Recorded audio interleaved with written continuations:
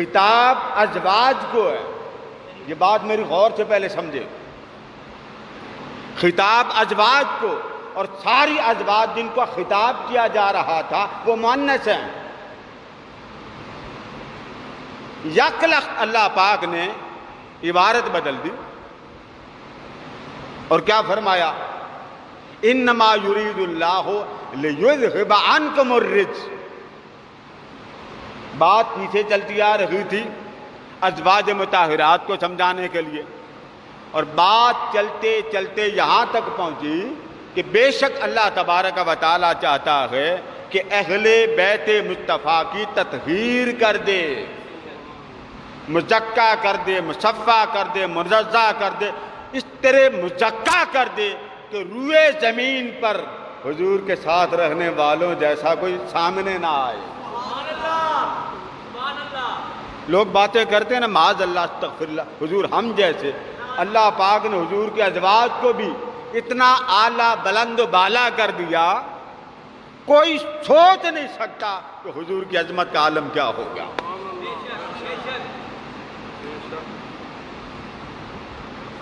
تو آج میں وہ جو آیہ مبارکہ ہے، جس آیہ مبارکہ کے حوالے سے بات چلا رہا ہوں، آج میرا دل یہ ہے کہ میں نے ایک حصہ گزشتہ جمعہ بیان کر دیا۔ سورہ دہر کی آیات وہ اہل بیت کے لیے نازل ہوئی، انہوں نے روزے رکھے، سب مفسرین نے با اختلاف دو واقعات بیان کیے، لیکن سب واقعات میں گھرانہ ایک ہی ہے، گھرانہ ایک ہے۔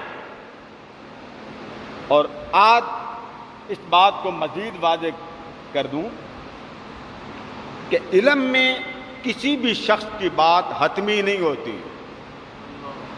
میں گزشتہ جمعہ جب جا رہا تھا تو یہاں کسی صاحب نے، ابھی وہ نظر نہیں آ رہے، انہوں نے مجھے روک کر پوچھا کہ سیدہ کائنات حضرت سیدنا ابوبکر صدیق رضی اللہ تعالیٰ عنہ کے پاس گئی تھیں؟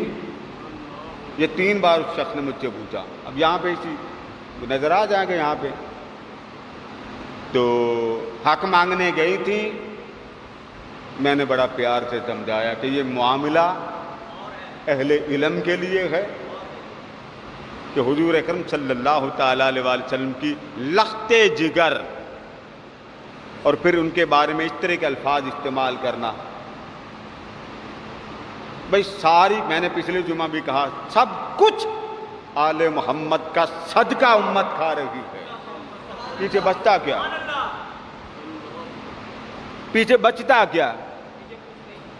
میں نے گزشتہ جمعہ سورہ دہر کی بتا دی کہ اللہ پاک نے، باغ فتح کی بات ہوتی، اللہ پاک نے جنت کا مالک و مختار بھی بنا دیا آل محمد کو۔ کوئی شے رہ گئی؟ وہ مالک ہے، وہ جس سے صحابی سے چاہیں پوچھ لے، ان کا حق ہے۔ آقا کی آل کا حق ہے، آقا کی آل کو یہ اللہ پاک نے حق دیا ہے، بھئی جن کے صدقے کھا رہے ہیں وہ نہ پوچھے تو کون پوچھے؟ یہ کیا بات ہوئی؟ اور ایسے خاندان مصطفیٰ کے بارے میں بات کہنا کہ جس سے ان کی عظمت پر، دیکھیں نا، بیٹا کبھی باپ کو نہیں کہے گا میرا باپ غلطی پر تھا، خطا پر تھا، نہیں کہے گا۔ کوئی سوچ سکتا ہے اگر معاذ اللہ ثم معاذ اللہ بیٹا ہو کر کوئی باپ کے اوپر ایک لفظ لگا دے تو بظاہر انسان ہے نا، انسان سے تو خطا ممکن ہے۔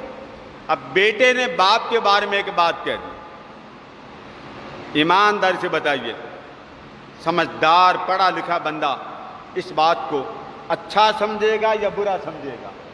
ایمانداری سے بتائیے۔ پڑھا لکھا وہ کہے گا اتنا جاہل انسان ہے، جس باپ نے اس کو کھلایا پلایا، زندگی کے شب و روز میں اس کو ہر محتاجی سے بچایا، آج یہی کھلا دھمکیاں دے رہا۔ تو وہ بیٹے ہو کر بھلے باپ کی غلطی ہو، بیٹے کو سمجھائیں گے بیٹا باپ کے بارے میں ایسے جملے نہیں بولتے۔ آپ اپنے خاندان پر کوئی لفظ آئے تو اپنے لیے وہ تصورات اگر پیدا کرنا جائز سمجھتے ہیں۔ لوگوں، آل محمد کے بارے میں یہ بات سوچنا بھی گناہ ہے کہ کسی شے ایسی کی نسبت جو اس عظمت کو کم کر دے، مقام کو کم کر دے، یا دبا لگ جائے. انسان دبا لگانے پر سوچنا بھی گناہ. اس لیے کہ یہ وہ ذاتیں ہیں کہ جن کے صدقے امت کھا رہی ہے. آپ کی عبادت ان کے صدقے قبول، آپ کی انسانیت ان کے صدقے قبول، آپ کے عمل ان کے صدقے قبول، آپ کی نیکیاں ان کے صدقے قبول. آپ کا مومن ہونا آل محمد کے صدقے قبول ہے. اب نماز جب پڑھتے ہیں، نماز اتحیات ساری پڑھتے ہیں، نماز کس کی عبادت ہے؟ اللہ کی. پڑھیے ذرا اتحیات للہ والصلوات والطیبات السلام علیکہ. اب یہ خطاب آقا کو ورحمۃ اللہ وبرکاتہ السلام علینا وعلی عباد اشہد اللہ. اس کے بعد آپ کیا پڑھتے ہیں؟ اللہم صلی علی محمد وعلی.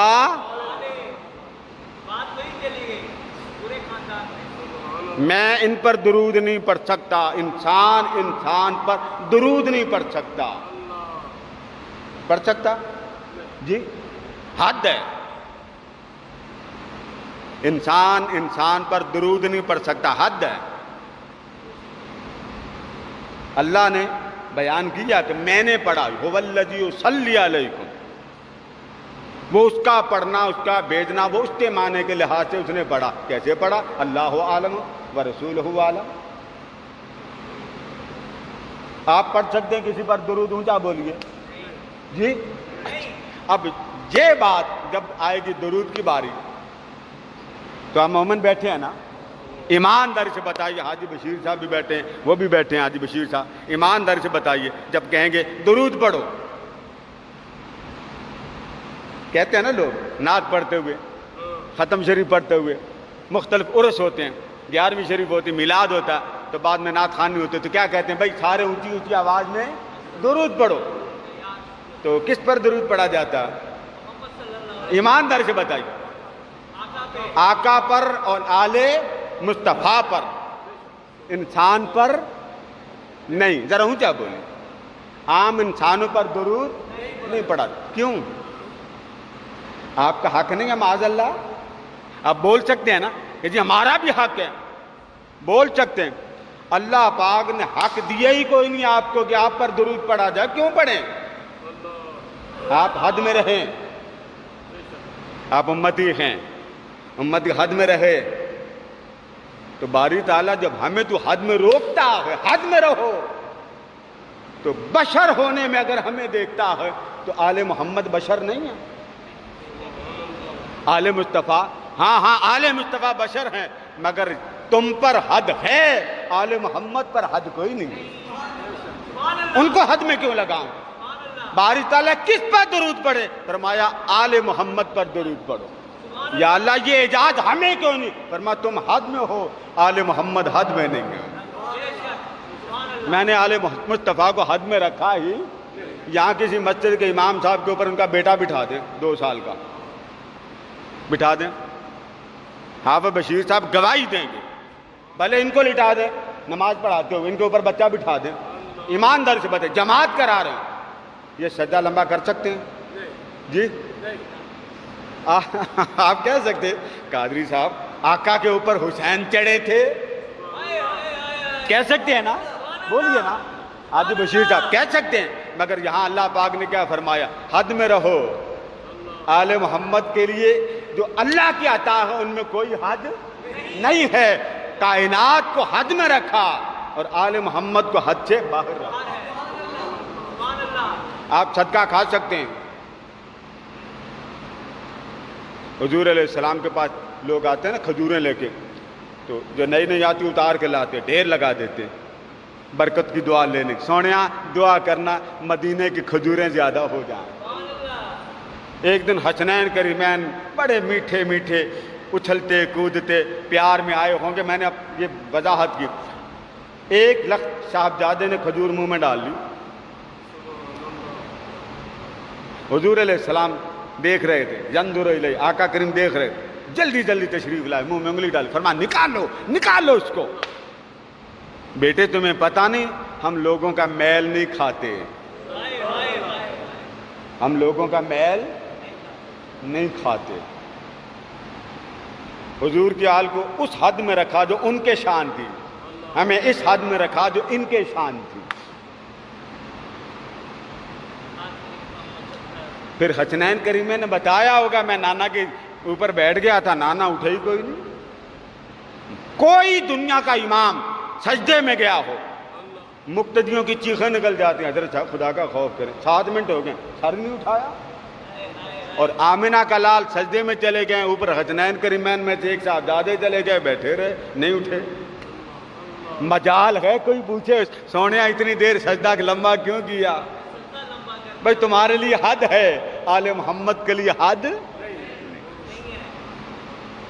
اس لیے حضور اکرم صلی اللہ تعالی علیہ وآلہ وسلم کی عظمت شان کو جس طرح انسانیت کے عقل بشری میں حد میں نہیں آ سکتی، ایسے آل محمد کی عظمت اور شان بھی بشری عقل میں نہیں آ سکتی۔ آپ میں کوئی کھڑا ہو کے کہہ سکتا مجھے جنت مل گئی؟ جی کوئی، بھلے وہ حاجی ہو، نمازی ہو، عالم ہو، فاضل ہو، مفتی ہو، ملا، کوئی روئے زمین کا فرد بشر نہیں کہہ سکتا میں جنتی ہوں۔ زندگی میں آنکھ بند ہوگی، جنازے پڑھے جائیں گے، معلوم نہیں جنازہ کون پڑھے، دفن ہوں گے، قبر میں جائیں گے، معلوم نہیں قبر کیسی ملے گی۔ کتنے لوگ ہیں جو سفر میں جن کی ڈیتھ ہو جاتی، کوئی خبر نہیں۔ پھر قبر سے اٹھیں گے، حساب کتاب ہوگا، معلوم نہیں ہمارا حساب کیسا ہوگا۔ یہ ہم ہیں۔ اور آل مصطفیٰ کی بات آتی، اللہ نے حضور علیہ السلام کی حیات میں فرما دیا سونیا باقیوں کا فیصلہ بعد میں کرتا ہوں، تیری آل آج سے زندگی میں جنت کے مالک و مختار۔ پڑھیے سورہ دہر۔ اللہ نے شکریہ بھی ادا اگر کسی کا کیا تو خاندان مصطفیٰ کا کیا۔ لہذا لوگوں آل محمد کی عظمت کو، شان کو اور ان کی بلند علو مرتبت کو حد میں نہ رکھا کرو۔ آقا کی شان جیسے حد میں نہیں آ سکتی، جو حضور کی نسل مقدسہ ہے وہ حد میں کیسے آئے گی؟ بھائی مباہلہ کے لیے جانا تھا، مباہلہ کے لیے اللہ پاک نے فرمایا کہ عورتوں میں نمایاں عورت آپ کی بیٹی، مردوں میں آپ نے مرد لینا مولا علی، اور بیٹوں میں اعلیٰ بیٹے حسنین کریمین، کسی اور کا نام لیا؟ فرمایا سونا یہ 4 بندوں کا لشکر لے جا، کوئی کچھ اور نہیں چاہیے، ساری خدائی تیرے ساتھ ہے۔ تو میں آج چند کلمات آپ کو سیدہ کائنات کے حوالے سے گوشے گزار کرنا چاہتا ہوں۔ وہ کیا؟ وہ جو آیہ مبارکہ ہے، آیہ تطہیر، اس میں خطاب ازواج کو ہو رہا تھا، ازواج طیبات کو، ازواج مطہرات کو۔ اچانک خطاب ہوتے ہوتے، اب کیونکہ وہ مؤنث تھی، خواتین تھی، مرد شامل نہیں تھا، تو اللہ تبارک و تعالیٰ نے یک لخت آگے جا کے آیت بدل دی۔ خطاب خواتین کو ہو رہا تھا، بیان سمجھایا جا رہا تھا آقا کی ازواج کو، یک لخت فرمایا محبوب صرف ازواج کے لیے میں نے یہ حکم نازل نہیں کیا، آپ کے گھر کے مردوں کے لیے بھی یہ حکم نازل کیا۔ اب مرد کون ہے؟ آقا کے بیٹے، بیٹیاں تو آ گئی نا خواتین کے چیپٹر میں، مولا علی داماد مصطفیٰ، حسنین کریمین، جب ان کا نام آیا تب یہ آیت نازل ہوئی، انما یرید اللہ لیذھب عنکم الرجس، مخاطب مؤنث ہو گئے، پہلے مؤنث تھے اب یہاں مذکر ہو گئے، تو مؤنث کو خطاب کرتے کرتے یک لخت اللہ پاک نے مذکر مردوں کی طرف حکم فرما دیا، فرمایا صرف یہ نہیں کچھ اور بھی ہیں میرے مصطفیٰ کی آل میں، ان کا خطاب آیا۔ اب آ جائیں سیدہ کائنات کیا ہیں، ان کا مقام کیا ہے، ان کی عظمت کیا ہے، اب اس بات کو سمجھنا ہے۔ حضرت مسور بن مخرمہ صحابی ہیں، یہ حدیث بخاری میں بھی آئی ہے، مسلم میں بھی آئی، وہ راوی ہیں اور روایت بیان کرتے ہیں امام بخاری ان کی،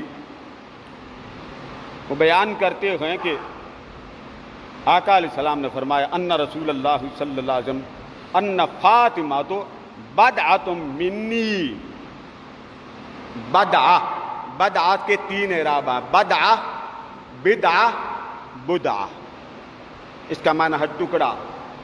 آقا علیہ السلام نے فرمایا لوگوں ایک بات یاد رکھنا، فاطمہ میرے جسم کا ٹکڑا ہے،